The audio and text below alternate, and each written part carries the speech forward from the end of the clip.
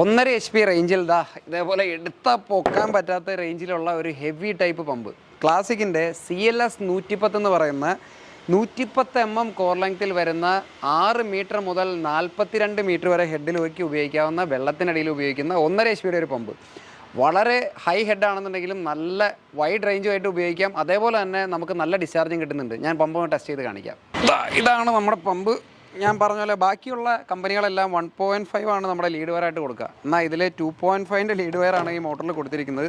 ഞാൻ പറഞ്ഞ പോലെ നമ്മുടെ പുതിയ ലോഞ്ച് പമ്പുകളെല്ലാം വളരെ ഹെഡ് കൂടിയ പമ്പാണെങ്കിലും അതെല്ലാം വൈഡ് റേഞ്ച് പമ്പാണ്. അതായത് ഹെഡ് കൂടിയ പമ്പായതുകൊണ്ട് അത് കുറഞ്ഞ റേഞ്ചിൽ ഉപയോഗിക്കാൻ പറ്റില്ല എന്നുള്ളൊരു കൺസെപ്റ്റ് നമ്മൾ മാറ്റി ഏത് റേഞ്ചിൽ ഈ പമ്പ് ഉപയോഗിക്കാം ഞാൻ കാണിച്ചു തരാം. 1.5 HP ഒരു സബ്മേഴ്സിബിൾ പമ്പ് 42 മീറ്റർ വരെ ഹെഡ് ഉണ്ടെന്ന് പറഞ്ഞു. ഈ പമ്പിൻ്റെ ഫുൾ ഓപ്പണിങ്, അതായത് മാക്സിമം ലോഡിൽ ഇത് എത്ര വരെ കറണ്ട് എടുക്കാം?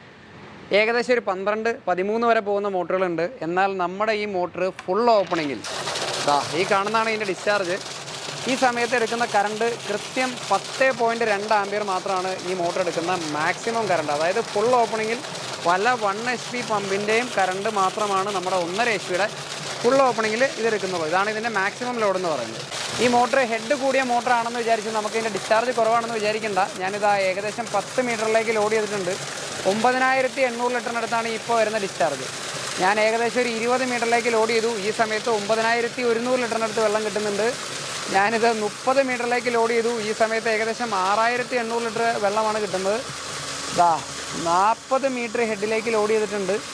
ഈ സമയത്ത് ഏകദേശം 3500 ലിറ്ററിനടുത്ത് വെള്ളം കിട്ടുന്നുണ്ട്.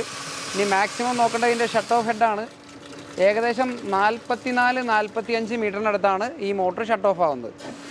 ആവറേജ് ഞാനിപ്പോൾ ഒരു 30 മീറ്റർ ഹെഡിലേക്ക് കൊടുത്താൽ ഈ മോട്ടറിൻ്റെ കറണ്ട് എന്ന് പറഞ്ഞു കഴിഞ്ഞാൽ 9.8 ആംപിയറാണ് 30 മീറ്ററിലുള്ള കറണ്ട് എന്ന് പറയുന്നത്.